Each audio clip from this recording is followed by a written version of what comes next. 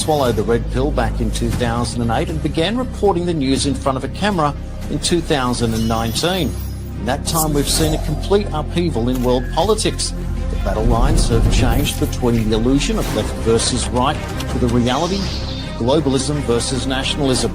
Despite all the information, the truth and the lies, there are two very distinct pathways emerging.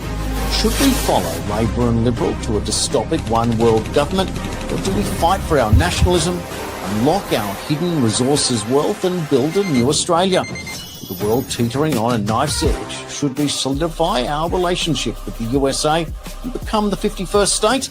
This is my mission statement here on Australian National Review, and I welcome you to Black Pill Me as hard as you can as we determine our future together. This is the 51st state.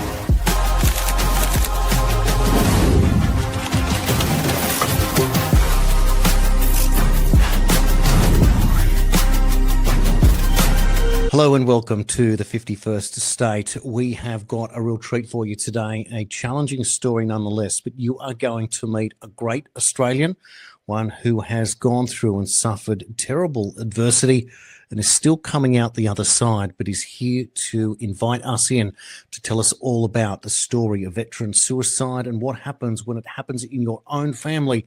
And the people that should support you, well, they are found wanting. This is why there was a Royal Commission into veteran suicides. Now, you might be asking, why are we doing this on the 51st State? Well, of course, the 51st State is to challenge you, the viewer and the listener, to ask questions about the country in which you live, confused, left versus right, or globalism versus nationalism. And we've talked a lot about King Charles working for the globalists. We've talked about the AUKUS agreement and how it is that China can be our biggest trading partner and why we can be a servant to three masters. What kind of Australia do we really want, and what kind of Australia can we create for ourselves, or at least maintain that of the past? Who gets to be the agent of change? You, the government, or someone else? Well, there is a lot more to get on in this show, and I'm going to introduce you to my guest right after this, our first break. Don't go anywhere. You're watching the 51st State.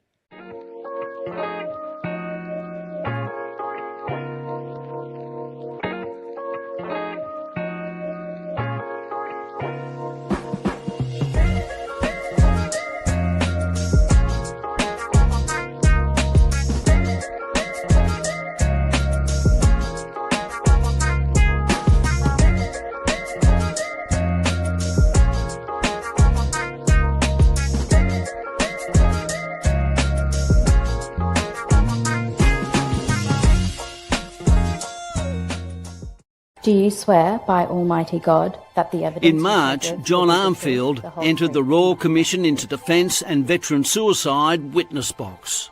The 6th of March was my chance to tell my story. I'd loyally serve my nation.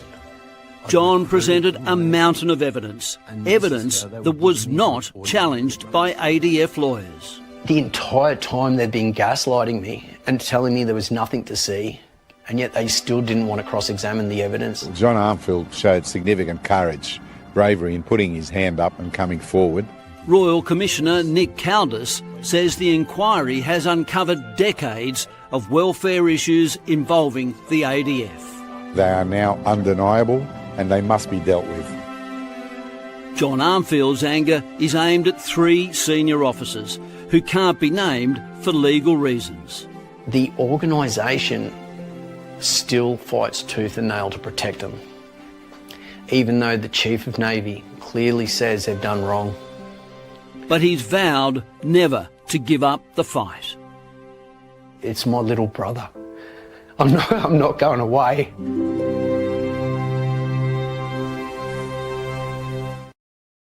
John Armfield is a highly decorated former Royal Australian Navy clearance diver, dedicated community volunteer and passionate advocate for truth, accountability and justice.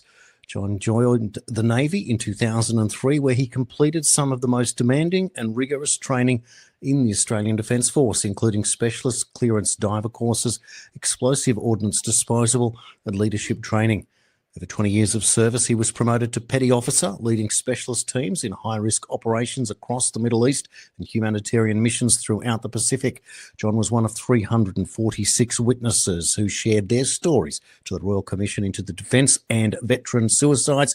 And he joins me now as a guest on the 51st State. John Armfield, welcome. Good to see you. Thank you, Jason, and thank you for having me on today. Oh, John, it's terrific to have you on the show and to have met you in person and to be able to swap stories in real time and in real life. But to get now together professionally, as we will do now, and have discuss your story as much as it is Andrew's story, and the way in which you have suffered immensely, your family has, in terms of possibly the worst possible thing that anyone could go through to survive working for the Army, the military, the Navy, the Air Force, but to lose your life as a result of post-traumatic stress disorder and the consequences of that is something that no one can fathom. It's one thing to put your life on the line in defense of your country, but when your life is taken and your country can't come in defense of you, that is a line that we can't seem to be able to cross, and it seems that there's a very blurry edge there in terms of who should be responsible, how do we get hold of this, and how do we prevent it from ever happening again. It's a shocking story, John, and I wanted to put that out there in the very beginning, but perhaps as we get started in the conversation, can you tell us how you decided to become a Navy clearance diver in the first place? Jason, I always had an interest, both my brother and I, in the military. I did apply for the Army when I finished year 12, but by the time they got back to me, I'd commenced a trade, and the advice was to finish that trade. By the time I'd finished that trade, I've grown up in surf lifesaving since I was 14. I found myself lifeguarding in the Bahamas, and an amazing job, but no real career prospects. And while I was over there, one of the other Australian guys mentioned to me about Navy clearance diver. And I looked into it, mate, and it was a perfect fit. I love the water. I surf. That's my happy place. I love the ocean, mate. So in 2003, I enlisted in the Navy. Fabulous. And so when you enlist in the Navy, do you go as a general enlistment, for example, or did you already choose Navy clearance diver and you just went straight through to that pathway? Mate, I'd chosen that pathway. There's been stages throughout the Navy's history. They've turned it on and off. You could either come straight in as a clearance diver, or you had to change from a previous job category with inside, such as bosun's mate or maritime technician. There's a lot of guys who've changed over in those jobs, or Army and Air Force. But, mate, I applied in 2001, and back then there was such a wait to be a clearance diver. There was such a demand to join our ADF that it took me 2 years to get in. Oh, fabulous. And you finally get in and you go through the training process. What's involved when you become a qualified Navy clearance diver? What type of work are you meant to do? Mate, sort of recruit school was 11 weeks, and then 6 weeks of weapons while I was still in Victoria. And then we come up to Sydney, undergo basic ships divers course, selection, 14-day selection, 9-month course. And then as a clearance diver, you're qualified in sort of salvage helmet diving, surface supply breathing, mine recovery, MCM mine recovery measures, where you go out and you deal with mines in sort of overt deep water. And then we had the maritime tactical operations then, which was dealing with sea mines in the shallower water on a different rebreather set, predominantly diving 100% O2, oxygen. And you'd come in and you could clear up to the beach for amphibious vessel landings and troops to come ashore. So predominantly dealing with sea mines. And then on ships, you could deal with limpet mines or IEDs or any sort of explosive ordnance that's required to be disposed of. Gosh, it's certainly involved and skillful work. I'm just wondering, and I know this is a bit of an aside and certainly unplanned, but when the Nord Stream pipeline was blown up, did you have a thought about what had really gone on there? No, mate, it's hard these days because everyone will have a story and a viewpoint and a narrative. So to work out the truth is hard.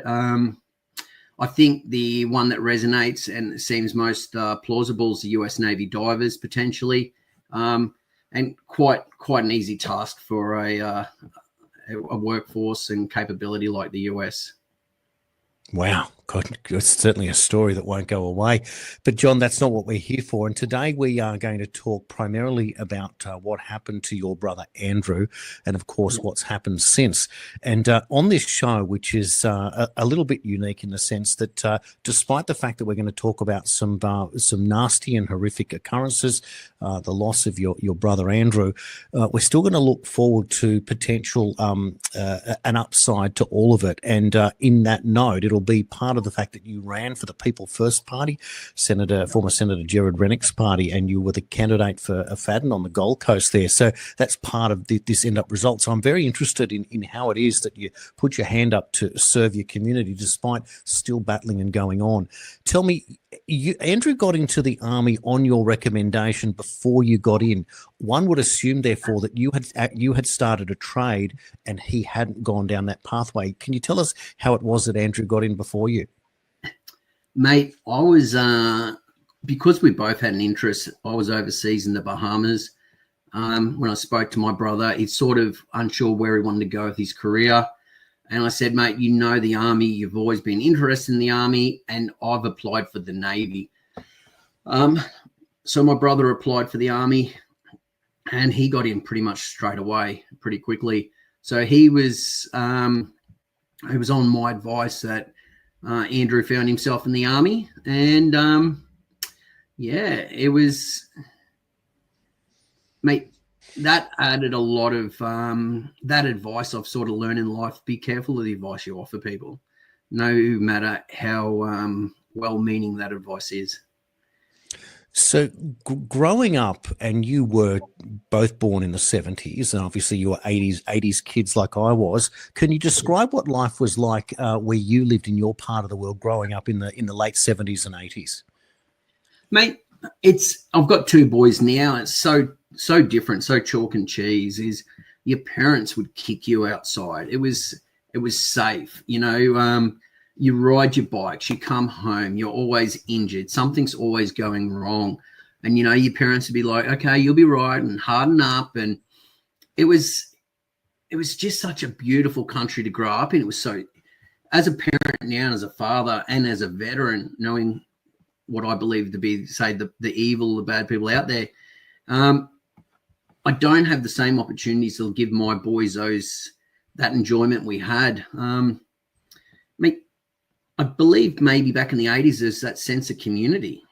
You know, you knew everyone. Other parents would keep their eyes out for you, you know. And I guess the big difference is, Jason, as you would know, it was a lot more discipline back in them days.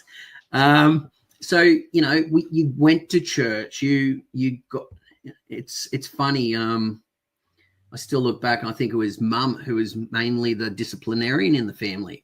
You know, it was mum that you were scared of, you know, because your dad was working. It was we were a working class family.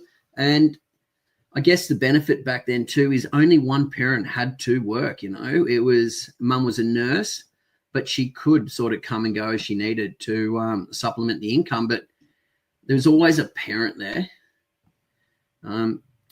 It was a different time. But mate, I think my brother and I, we had a tough upbringing. My dad had a tough upbringing, coming from being a country boy. Christmas holidays, we'd go stay with my nan and my uncles on a big beef farm, and it was different. You know, you see life and death for what it was. You know, I can still remember my uncles beheading the chickens, and my aunties and my nan plucking and gutting and cooking and just seeing how life really is in the world. And then you come back to your normal, you know, society, back to the Gold Coast and that. But even then it was so different to what it is now. What's fascinating already, John, is what you've described is an element of resilience that's factored in and built in to anyone who grew up in that era, and yours, by no uncertain terms, was tough. I mean, not all of us had the experience there on the farm with the blood and guts and the realities of putting food onto the table. But what I'm getting to there is that this resilience and then what's coming up in the future still doesn't prepare you, not in the slightest, for what turn life would take for you. So Andrew joins the army, and can you describe when he finally puts that uniform on and he gets enlisted and he goes to work, let's say, and he gets paid? Is he proud at that point? Are you proud of your little brother? What's the feeling like within the family at that point? Mate, I didn't go to my brother's graduation from Kapuka, but my dad did, my uncle did, my sister did. And I think for my brother, myself, having worn the uniform, or anyone who served, there's a sense of pride and strength in representing your country, to having the Australian flag on your shoulder. So, mate, I was very proud of my brother, as was my family. And, mate, I don't know. Back then, in early 2000s, there was immense pride, I think, from the public for those who were serving as well. And of course, the feeling of serving your country, there is no greater honour. The fact that you put on a uniform, the fact that you get paid, and the fact that you go through this process, it is a lifestyle that many of us who have never been involved don't fully understand, but always seem to appreciate, especially when our paths cross with someone who's been within the service. So you become a Navy clearance diver, and so now there's two Armfield boys out there serving their country. And so for some time, therefore, things are going along swimmingly. You go along, or Andrew goes along to Timor. What happens there? Mate, the weird thing with Timor is I'm not quite sure in what way it affected my brother. But I do get to speak to a lot of veterans who served in Timor. And I don't think the Australian public has a full acknowledgement of what happened in Timor and why we were there. And the same with Afghanistan. I was in Afghanistan. The Australian government's never given us a debrief on what happened, why we're in Afghanistan, and how we lost that war as well. And, if I speak to my mates I've served with, every single one of them always questions the operations they've done, because not only do the Australian taxpayers who fund our military not get debriefed on what's occurred and why, the important reason is why, but neither does the serviceman or woman. So you can go and do multiple deployments, but you don't ever have it. There is no debrief on what went wrong with each operation. You know what I mean? Mm. And that has a great impact, because there is a lot of trauma involved with each deployment. There is a lot that happens. There's suicides, there's deaths. And then that's just within the ADF. Then you've got what you see occurring with other nationalities, Afghanistan, for example. And I speak to people now and they still question, like, we were in Afghanistan to make it a better country, and we see how far and how rapidly it's deteriorating. It's going backwards. And I don't think people realize the veteran from those conflicts, they carry that burden. They carry that. And you see, for example, there's been an awful lot of ex-Army, Special Forces and Conventional that have been fighting to bring the interpreters over that they worked alongside,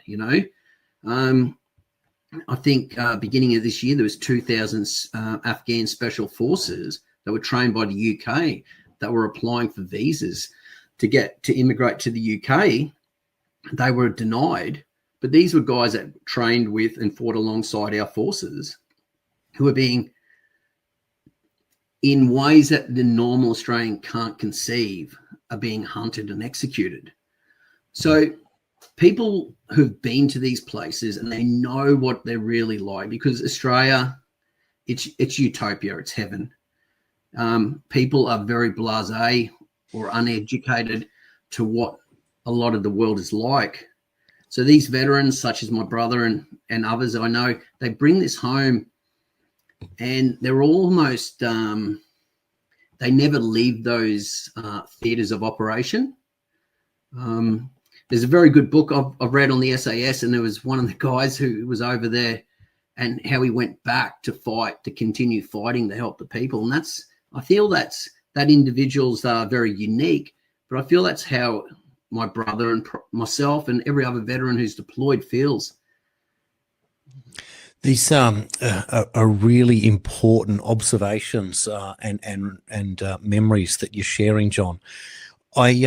As you were speaking there, I couldn't help but see this thought into my mind from the spiritual coach, the late Wayne Dyer, and he talked one time about a book that he'd read called The Death of Ivan Illich, and this character Ivan Illich, lying on his deathbed, asks the question, "What if my whole life was a lie?" And the purpose of it was for Wayne Dyer to set up the point of reflection. And to then question exactly as you're doing right now. And I realized that even though you've been over this many times before, it still strikes a very raw nerve, because we're all looking for answers and understanding. But as we sort of push forward a little bit, do you recognize anything in Andrew that's showing up as PTSD, or does he mention any of it, or can you see a change in him that has you worried just from a family perspective, or is it all that you're all bruised at this point and you're just doing the best you can to get up in the morning and keep going? Jason, it's a whirlwind. It really is. When you're serving, and especially back a few years ago, there was that older school culture that you just knuckle down and get on with things, right? I think both my brother and I served in eras of mass alcohol consumption, and that's how it was dealt with, right? And I didn't really get the point of what was happening until probably my brother's suicide. Yep. And once I was exposed to that, that's when you start to identify. It's like a house of cards. It's ready to fall. And then we have multiple suicides within the clearance diving branch, and you see multiple suicides within the Navy. And then you're open up to the ADF suicides. And for the suicides I've seen, there's the amount of mates I've had ring me in tears that were still in uniform, or when they're intoxicated, threatening to kill themselves. It's so massive, and it almost, and then the amount of veterans that reached out to me, it's almost become there's a little bit of normalization happening there, Jason, because it's once you get exposed to this this situation or this environment, you just start to recognize and identify more of it. And also, Jason, since I've spoken out, the amount of veterans that reach out to me, I could not have understood so many people were going through this. You know what I mean? Yeah, absolutely. John, just in again in what you're saying, and it's strange how this conversation is going to take a lot of sort of going back over things that you've said just to get a better understanding. In this prevalence that you've mentioned of suicides of other Navy clearance divers, now this is the role that you were in, not the role that Andrew was in. Was there anything common perhaps in terms of injuries that some of the divers had gone through, perhaps a commonality in age group where that the veterans were starting to realise maybe in their 30s or their 40s or their 50s or something? Was there anything common that you were able to pick up on, or was this just a case of years of manifestation and perhaps coming home and not realising what they did for their last 10 or 20 years, and that life in front of them just seemed meaningless? I think, Jason, personally from mine, I was part of a very high performing community of elite men that you knew had your back. There was nothing I could not face in the world, because these men were always there, and it was a family, a very tight knit family. And when you do, say in my case, when I lost my career and the ADF was forcing me out, that all disappears. And for the first time in my career, 20 years, I was alone, you know. And it's a very lonely place. And I look back in hindsight, and we had a culture, say definitely in the clearance diving branch, that if you were unwell, you were injured, you would be segregated. Even at parade in the morning, you couldn't stand with your brothers, you know. And I don't think anything ruthless or deliberate was ever done or said in hindsight. But now I look back, and I was one of those guys who was getting eased out with my injuries. I was getting made out to have some mental health issues. And I guess when you're no longer wearing that uniform, or you're trending out, you no longer be part of that community, and you lose that sense of belonging. And that toppled with, there's probably nothing else I've done in my life apart from have my family that brings that feeling of purpose. But you're losing your purpose, which to fight for our country, to fight for our flag, and then you're losing your family, what can only be considered your family. And I don't know if people in the normal workforce will ever can comprehend or understand that, but these people know everything about you. You deploy, you know that they've got your back, and it doesn't matter what job you're performing, infantry soldier or clearance diver or special forces. The real important thing is you cannot do that job or that role in isolation as an individual, you know. So you lose all that, mate.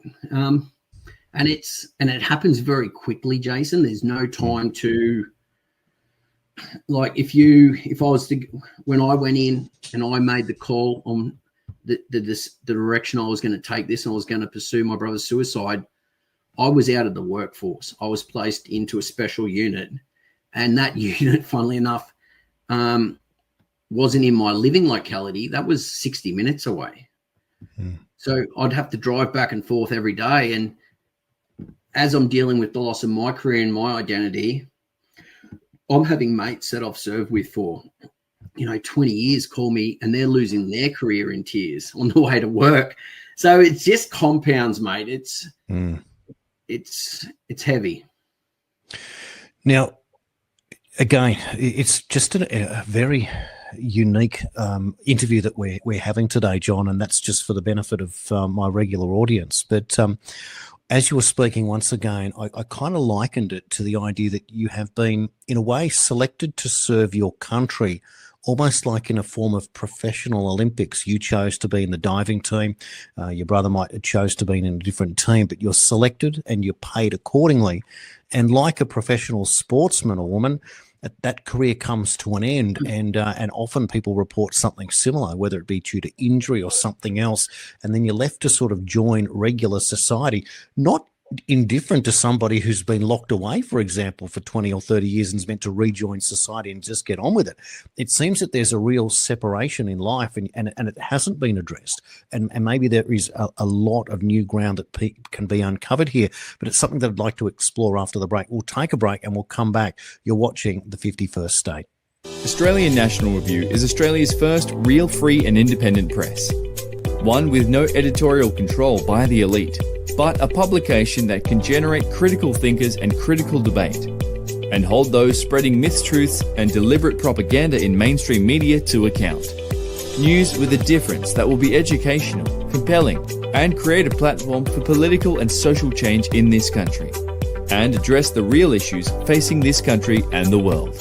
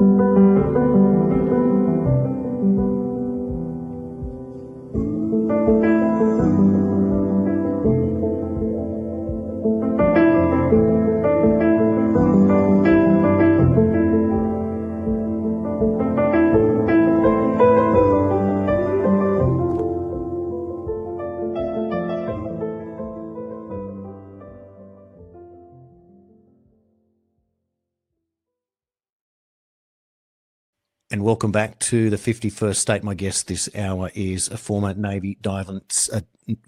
Start again. I can't believe I did that either. Welcome back to the 51st State. My guest this hour, John Armfield. He is a former Navy clearance diver, and we are getting into the nitty-gritty of what it's like to serve your country and be discarded, even if it's not your own fault. But John, it feels like, as we were discussing before the break, it's not dissimilar to what we see regularly with professional sports people at the end of their careers, that they're lost in a system. And it's no wonder that so many people feel this. Even when you are strong, tough, served your country, you literally have to kill for your country for the freedoms of people that you don't know. But when it's left to your own devices, the vulnerability is just something else. And all of a sudden, the house of cards includes the human being at that level. I can't understand how this hasn't been addressed more widely and is not better known, but has been kept under the rug, smothered with alcohol, and left to sort of rot until your story and that of Andrew's comes out to the main and we can actually figure out and maybe talk about what's going on. I totally agree, Jason. I think one of the things that resonates with me from my own experience is I was able to, with a good support network and people advising me, I was able to piece together the truth in my situation. Because before my career broke down, I was medically fit to still serve and deploy as a clearance diver. But as the ADF sort of pushed me out in the manner they did, that brought along some mental health issues, the decline in that, and that's eventually what they were able to move me on with. But to address and fix the issues that the veteran or still serving is, I think they would uncover, what happened to me, if this happened in a civilian workforce, it'd be a proper investigation and people would be held accountable and people would have the Fair Work Act to fall back on. Within the ADF, we don't have that opportunity, and every investigation entity, i.e. Inspector General ADF's office, or the people who will investigate workplace health and safety incidents such as Comcare or the Office of the Australian Information Commissioner, OAC, every entity is a government entity. So the person who's got a physical or mental health injury, to get to the bottom of each of those injuries and to assess what's happened, which should happen, I believe you would find there'd be a failing, whether it's an intentional or a workplace failing that led to it. So in my case, I can clearly articulate, and I've got the evidence to show that individuals worked against me. There was an abuse of power by virtue of rank, and there was a severe and intentional gaslighting that severely drove me to a very dark place. And on 5 days before the ADF kicked me out medically, the ADF put together a group of ADF experts. It was the head doctor from Joint Health Command to explain the medical stuff into my brother and myself, and a lawyer from Inspector General ADF's office. And I sent that transcribed recording through to you, Jason, and they admit that the situation involving my brother and myself was a legal minefield. They admit there was lawyers involved with everyone except my family. They admit that, John, errors occurred and they kept occurring. 100%, if those errors didn't occur, you would still be serving. And if you go through the recording, I say, well, stop my medical discharge and give me back my career. To which point they go, but look at the state you're in. And I'm like, but sirs, you've just apologized for causing this, you know? So if you were going to look at the cause and the reason most veterans left and were medically discharged, and most veterans I speak to, and there's been hundreds, I'd say on estimate around 70% don't want to leave the ADF. But the ADF has the mechanism, the medical discharge, and they'll push the member out instead of dealing with the situation. And then when that member is pushed out, instead of the ADF being held accountable, all links to that organisation are cut, and you're then handed to the Department of Veterans Affairs, DVA. So you can you can be compensated for those injuries, but you will never get justice because that organisation, the ADF's wiped their hands of you.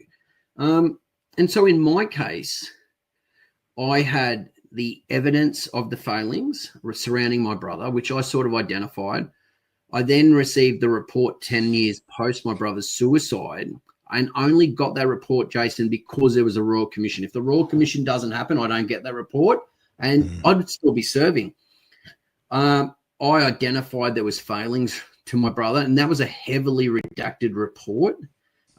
So I was really, it was very hard to work out. You know, you get A4 pages that are fully blacked out. And I was lucky that at that time the Royal Commission was happening. The Royal Commission took me when I put a submission in and just said to me, they helped me for 2 years until I got on the 6th of March, 2024, I spoke. And prior to that, the lawyers had done up a lived experience statement just to tell the Royal Commissioners what had happened. 3 weeks prior, the Erin, the King's Counsel, who's now Supreme Justice, she called and said, would you consider scrapping your lived experience statement and giving evidence under oath? And I said, what are the pros and cons? And she goes, John, you want to test your evidence? Here's your opportunity. The main negatives are the Commonwealth will have all your evidence prior to you speaking, and they've got an opportunity to cross-examine, and they've got an evidence, you know, it could get quite heated. It could be tough. And they actually said we don't ask most witnesses to give evidence under oath because it is too emotional. It's too taxing. So I went with that. I spoke on the Wednesday. The Commonwealth had till the Monday to notify the Royal Commission if they were going to cross-examine or contest the evidence. On the Monday at 1700, 5 p.m., my lawyers rang and said, John, they're not contesting. And that was a win for me, Jason. I was like, because I'm an enlisted sailor, I've pulled this together myself, all this evidence, obviously with the support of the Royal Commission to represent that, though. Tuesday night, though, the night before I spoke, my lawyer, Catherine, called and goes, and this is 1700, 5 p.m., business, close of business hours, and the Commonwealth wanted to redact the names, ranks, and positions of the individuals that cost me my career. And I was just like, Catherine, how is this happening? By law, this was supposed to be done yesterday. And I said, if they redact the names and they redact the positions, they redact the ranks, I could be talking about the shopkeeper down the road, or I could be talking about anyone. And she goes, look, we're fighting it. That went on till 11 p.m. that night. The Royal Commission ceded names, but we kept ranks and positions, which was cool. I gave evidence on the Wednesday, the 6th of March. I believe that evidence was very powerful. It was powerful enough that the Royal Commission had the Vice Chief of Defence Force speak on the Monday prior, questioned him, and then they brought me in on the Wednesday. And it's quite amazing how it works out. But it's like a game of chess. They'd questioned him, brought me in. I gave evidence. They brought the VCDF, who's now Chief of Defence Force, back in after me and questioned him on my evidence. I sent you a copy of that. And, Jason, one of those paragraphs in there, they actually ask VCDF if he is aware of my situation, to which he responds, yes, I wasn't aware of John's situation in totally. And they said, are you aware of John's situation in any way? And he said, no. So that was March 2024. As I sent you, Jason, I've got the ministerial documents from Deputy Chief of Navy that he sent to Minister of Veterans Personnel, Matt Keogh, on the 22nd of October 22. And CC'd in that, there was a 4-page document, was a former CDF and now current CDF, who was the VCDF. So when I read through the Royal Commission into Defence and Veterans Suicides transcripts, which I've got here, and I look at the under oath, what the VCDF now CDF, David Johnson, said, and also the CDF when he spoke, I believe they've both lied under oath, because we've got the documents here that Dave Johnson was CC'd in the ministerials. It was a 4-page document about me and my brother. So he was aware of everything. So he's lied. But also the CDF said he wasn't aware of my situation. Not only was he in that ministerial document in 2022, but in July 21, he had the decision brief to the Chief of Defence Force, which he had to sign off on, to release the inquiry officer's inquiry report on my brother's death. So on multiple occasions there, we can pull ADF senior leadership apart for lying at a Royal Commission to the Australian taxpayer whilst under oath. How does anyone get justice? This is the point, isn't it? Like, why bother going through this entire exercise if you don't want to get to the truth? And it's repeated. We've seen similarly in the Royal Commission for those that have been abused. We've seen it in terms of 60-minute stories on sexual assault in the military. We saw it in the Australian Wheat Board Royal Commission, that the frames of reference were so narrow that they were never going to get to the truth. How does it make you feel then when you're in this scenario? Does it make you feel more hopeless, or does it tell you that you're not allowed to win or not allowed to get justice in the system, where the establishment players just seem to rule no matter what? Jason, I think all of those, but what they don't get is you can take away an individual's career and income, support his family. You can take away his purpose. But where they really overstepped the mark and didn't realize how far they'd push me is when they lie and cover up your brother's suicide and your little brother's suicide. Unfortunately for me, my father and mother are both passed. I was the only one left to deal with this. And mate, the other thing, I used to go into HMAS Morden and I speak to Commander Fiona Southwood, who's one of the individuals I was pursuing, and she'd beat me down, she'd gaslight me and say, John, this correspondence you've put forward, it's emotive, it's subjective. I don't know what you're trying to achieve here. But I left the base there one day pretty broken. I would never show her any emotion. And as I left the base, I had both the mental health coordinator and the lawyer for the Royal Commission call me. And they've gone, John, Jasmine and Beck, amazing ladies. And they go, we've just read that 11-page document you put forward, because I would share all correspondence with the Royal Commission. Because my situation's very unique, Jason. They were doing this to me during a Royal Commission, right? They were trying to cover this up.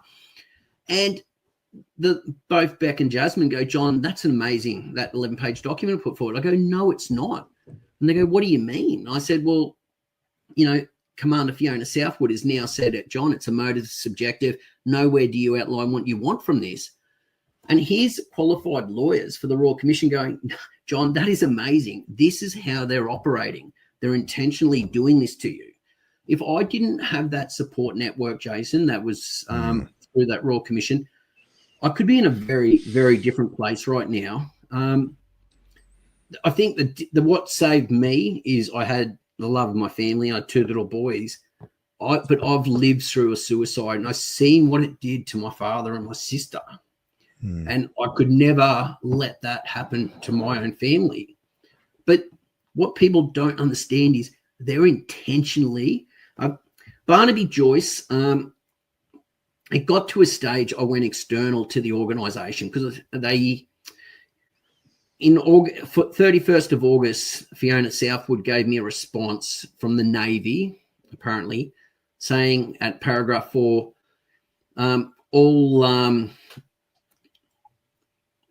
all issues relating to your brother are considered closed by the Royal Australian Navy. I said to her, are the CDF and CDF aware, because the Chief of Navy and Chief of Defence Force aware, because I knew I was a hot topics issue, I'd been told. And she goes, I'm the CO, John. All delegation for this situation lays with me. I'd later find out that both the CN and the Navy captain representing Deputy Chief of Navy, and I'd get an apology from Deputy Chief of Navy, were not aware, and they did not take that stance. But they are intentionally beating you down. One of the documents she gave me to a complaint that I put forward, and the respondent was Colonel Matthew Freeman, said John's allegations of maladministration could not be substantiated because John freely admits he's seen a psychologist and a psychiatrist since his brother's suicide to move forward in his personal and professional life. And I did. But to have that used against me, it was my chain of command who did the right thing in 2011 and said, John, you lost your brother. That was his second attempt, by the way. He jumped in front of a train, which is pretty traumatic. You probably should see someone. I witnessed my sister and my father both that get destroyed by that. This Colonel, Matthew Freeman, used that to dispute any allegations that I put forward. But I try and tell people, John Armfield didn't come up with that complaint of maladministration. That was the Royal Commissioner himself. When I showed him all my evidence, he goes, John, you need to put a complaint of maladministration in. And me being me, I'm like, thanks, sir, but don't you mean defective administration or defective leadership? And Jason, he just smiled at me, lovely man, Nick Caldus, and he laughs and he goes, John, I'm the Royal Commissioner, trust me. So, you know, every action I took throughout that 2021, August 2021, till they removed me from service on the 10th of May 23, I did on the advice of either Catherine through Defence and Veterans Legal Service, my lawyer, or Nick Caldus. And Barnaby Joyce, the reason I've got a recording that we're able to get transcribed, the 5th of May 23, the ADF finally, mate. So August 21, I get the report. Not one commissioned officer would put that report in their hand. Not one would open the cover page and not one would explain it to me.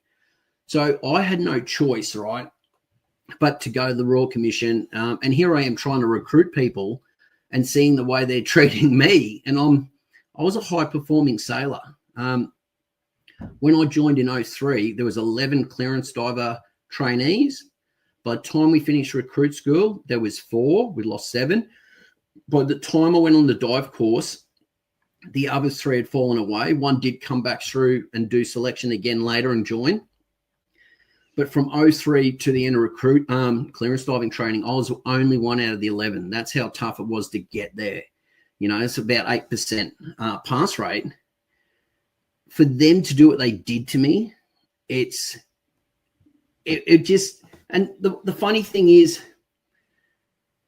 on the 10th of May, they said, John, errors occurred. They kept occurring. We want to apologise for the way this situation's been handled. I think there was 301 excerpts or paragraphs that I got transcribed. I sent to the Chief of Navy on my last day, and I outlined to him, you know, sir, there's fraud, there's perverting the course of justice, which is an indictable offence, there's this, and this. And he wrote back and said, John, these 301 excerpts were very hard reading, but much required. Thank you for your service. And I'm like, so Barnaby Joyce did intervene and said to me, make sure this is recorded. And I thank Barnaby for that. But still with the evidence that there was the head doctor from Joint Health Command said, John, we all know your brother shouldn't have been able to leave the hospital when he was on some 15-minute watches and purchase 6 1-litre bottles of whiskey. He shouldn't be able to leave the hospital when he's on 15-minute watches and jump in front of a train, you know. There's so many failings there, but still I could hold no one accountable. So when my mental health did collapse, because I had the evidence and I knew, and I was going to my employer going, hey, look at this. Fiona Southwood and Matthew Freeman would say, there's nothing here. John sees a psychologist, so his complaint of maladministration can't be substantiated. And that's how I left the ADF, mate, after 20 years. It was tough, right? But these people are protected because of rank. And then I finally feel I've got them in my sights. I'm going to the Royal Commission. I'm 1 day out. I'm 24 hours out from naming these people with King's councils, senior councils, barristers, all supporting me. And the ADF, the Commonwealth, comes in over the top at the midnight hour and stops them being named. I'm like, why? Why are you still protecting these individuals? You know? And that's the current ADF we have, Jason. And people go, why? Why are we losing so many people with mental health? You know, say I've had probably 300 to 500 people reach out to me to tell me their story. There's an amazing young lady who's fighting to stay in, fighting to save her career because she was raped in service, then spends a certain amount of time in hospital, right, and is made to go back and work with the alleged perpetrator. And she couldn't speak on 60 Minutes, but they did talk about her. They did play the recording of the alleged perpetrator admitting like that he'd done something wrong. But here's a young lady, and all she wants to do is serve her country, and the organisation's trying to push her out for being a victim of rape. Like, and I sit there and I go, the Australian taxpayer funds this organisation. It doesn't belong to the Chief of Defence Force. He's just the custodian. He's the manager. Where are the people fighting for their sons and daughters, right, who want to serve this country to fix it? It just doesn't make sense to me, you know. Yeah, we can march for Palestine. We can march across the Sydney Harbour Bridge. But we've got a beautiful young lady who wants to serve Australia, and it's acceptable that she was raped in uniform. It nuts me, Jason. It certainly has all of us totally confused. And the questions that remain therefore are these high-ranking officers there to protect the institution? Are they there to cover up for the real shame that's actually happened? Or are they programmed in a way to protect against the cost of compensation should a highly ranked officer be named or embarrassed in a way that has them coming back and suing the military? So is this purely economic? Because it feels like that if you're not one of these highly ranked officers, you really are just cannon fodder at this point. Can you put your own opinion, and it is only obviously an opinion at this point, but why it is that they would behave in such a way? How have you been able to rationalise that to at least propel you to keep trying? Jason, the ADF's primary concern is risk to reputation. It's got nothing to do with the compensation, because people will be compensated in some mean when they go out through Department of Veterans Affairs, if they've got the injuries and so forth. So they'll compensate you for the injury, but they won't. When I speak to people, I say, what would you want? What do you want? They go, I want justice. I don't want compensation. And I think it doesn't matter if it's in a military or civilian context. People are getting beat down by the system, Jason, and I've got clear evidence. There's a lot of people who got clear evidence of what the organisation's doing, and it is by protecting the perpetrator, they protect the organisation. I also don't understand that, Jason, because I sort of believe, you know, the people that I allege wronged me, if you held them to account, you fix the reputation. The young lady who's come forward in the media and on LinkedIn and 60 Minutes spoke about, who was allegedly raped in uniform. If you show people that you support the good Australians that want to fight for this country, you actually fix the reputation of the organisation, you increase recruiting, you therefore increase capability, right? But what they did to me, it destroys morale internally. What we've discussed, hundreds of people reached out. They're destroying the morale, and they then lose all capability, because most of the people that I've served with now have left. And I speak to the Army and the Air Force. The impact that those ladies that spoke on 60 Minutes, the impact that'll have on female recruiting, and it should have on female recruiting, because when General Natasha Fox was asked, the only female at that rank in the ADF and head of personnel, was asked, are women safe? And she said, we will support them when they come forward. And then the journalist that's asked her a second time, but are women safe? And she goes, we will support him. That's not what we want to hear. No. Anyone, male or female, should be safe in the workplace. And imagine if that was Combank or BHP or Rio Tinto or Flight Centre was saying that. So they've now accepted the Australian Defence Force that this is going to happen. And sadly enough, Jason, since I have come forward, some of the allegations of sexual abuse that people have put to me, and it was eye-opening because there's been a lot of men come forward and tell me, So, and we're not talking hazing, and we're not talking very minor things. We're talking rape of men and women. And yet the organisation, they had 60 minutes. They had the chance to say, we will stop this and change it, but they didn't. Mm. So back to your question, mate, it's risk to reputation. It's truly astonishing, but it's not isolated. I mean, this is the story that many of us following, at least in the US, in terms of the entire Epstein story. I mean, Pizzagate was broken by WikiLeaks and the Podesta files, and WikiLeaks has never been wrong or sued for defamation. And so it was immediately debunked. But that was in 2017. And here we are in 2025. And only now Democrats are calling for the release of the Epstein files, which we understand that this idea that very powerful people could have been compromised. But why it hasn't come out is the same exact reason. Reputational risk to the institutions of the people that control and technically rule over us, even though they're not meant to be. They're meant to serve us. And here lies the problem. So what you've done is you've been able to expose a similar behavioural pattern by the Australian Defence Force in an institutional scenario here, and the very reason why the cover-up continues. But the work that you do, John, is going a long way to being able to put a public face and to be, in many ways, a situation where you are attracting hundreds of people, if not thousands of people, who are finding a vessel in which they can come forward for a real man, broken in many ways, but living to fight and to tell the story. What I'd like to do is take another quick break and come back for the final shorter segment, where I want to talk about what you did in 2025 when you decided to put your hand up and run for public office. Don't go anywhere. You're watching The 51st State.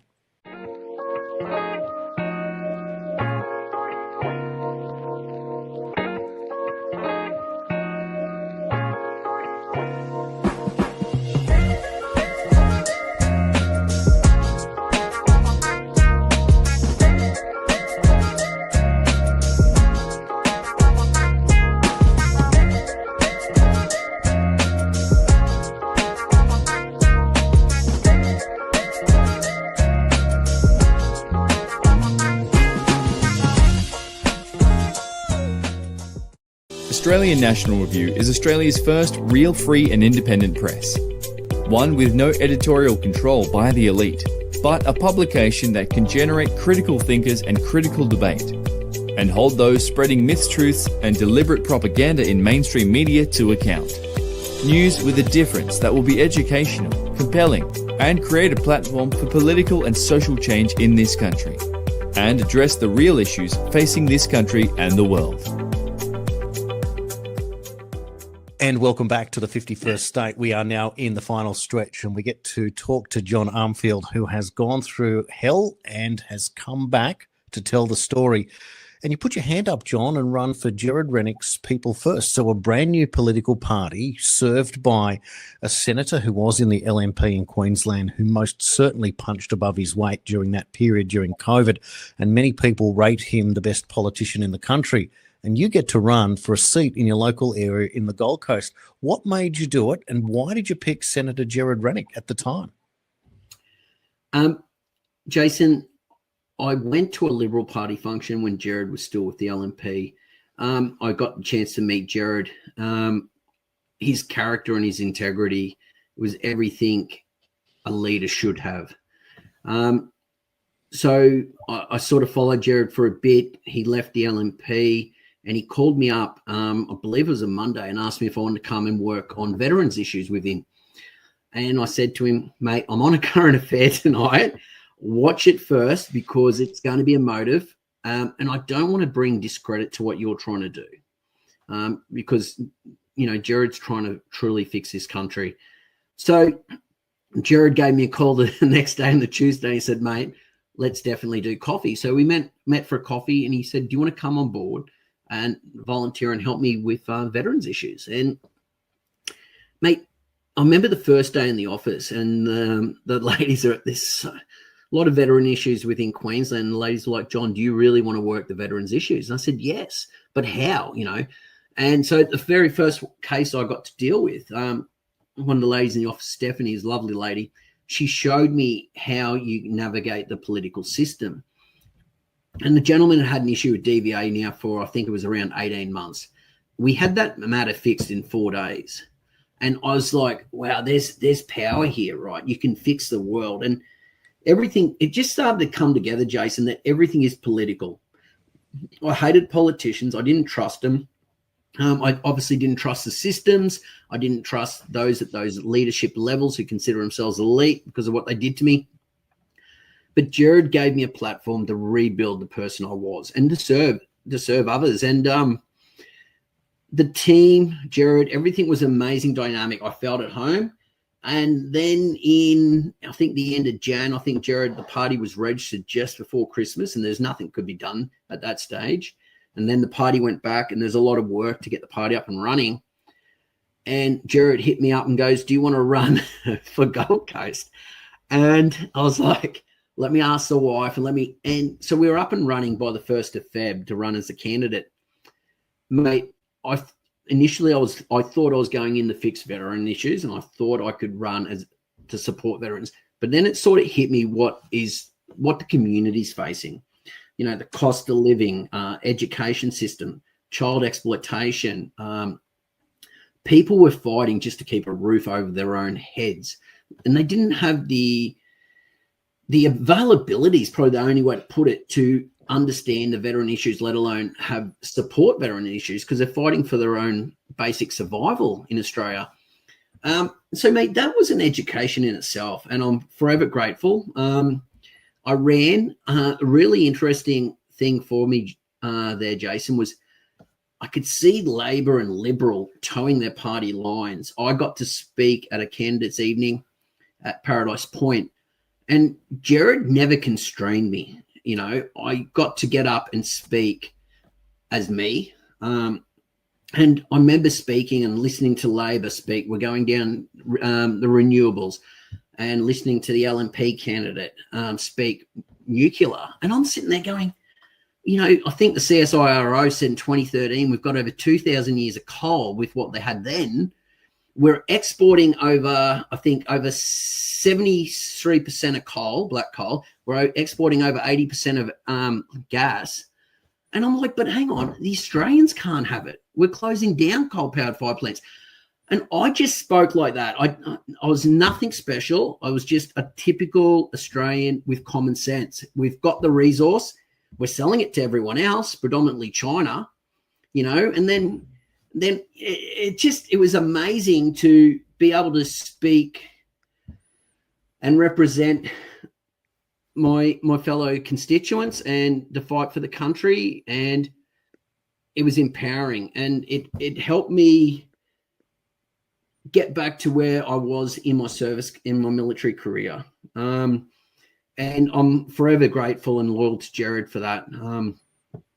And I say to anyone who, if you're disengaged with politics, if you're upset with something, complaining and whinging does nothing about it. Get out there and run. And people would say to me, I say to veterans, if you really want to fix veteran issues, go into your local MP, volunteer, because no one will say no to free work. Veterans issues are outside their realm, right? Just the lingo, just the abbreviations,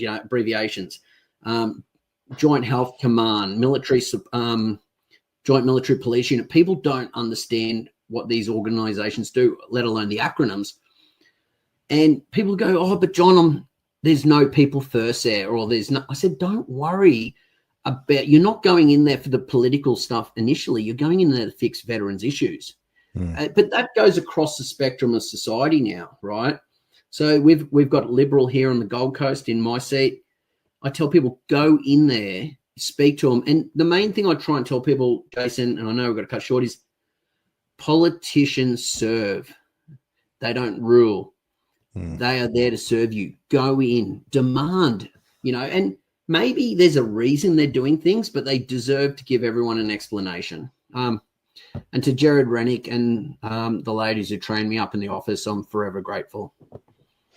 You make a number of very important points, and the idea that government is there to govern. That doesn't mean to rule, but to serve the people who in fact are the contributors that keep them there in office in the first place. And the best way to do that is to learn to serve the people by donating your time in an MP's office on matters that concern you and the community from which you came.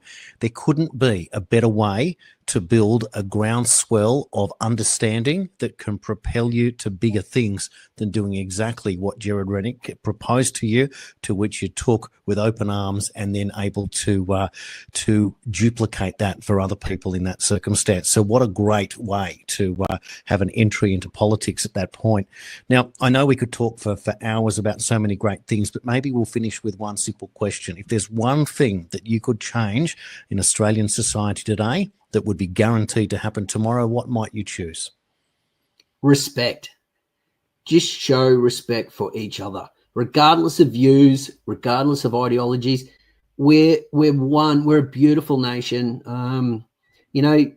I don't think when Adam Bant removes the Australian flag from his press conferences, and thank God he got outed, the effect he's having on the veteran community, I personally, my brother's coffin was draped in the flag. I've been at ramp ceremonies overseas. People don't understand the value and what people have sacrificed for that flag. All it takes is a bit of respect, and speak to people. I think everyone's doing it tough. Show some respect. And, if you're disenfranchised, if you're upset, you're angry, those politicians work for you. You don't serve them. What a perfect way to explain it in such a simple way, by choosing to respect one another. And it doesn't matter how weak one feels they are or how strong they are.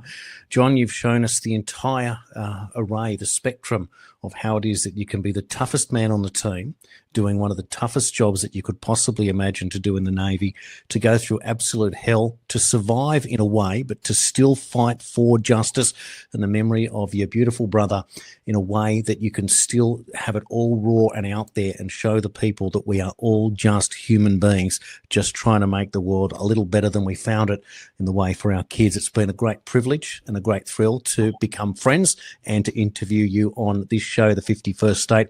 And I look forward to regrouping in the future to continue with you on your journey and the work that we all must do to build a better Australia for all of us. Thanks, John.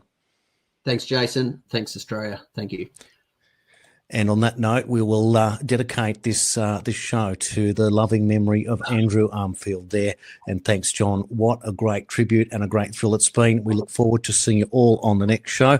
Thanks for watching The 51st State on ANR.news. Check it out at ANR Headlines or Jason Q Citizen 1 on X. And we'll see you all next time. Thank you for watching.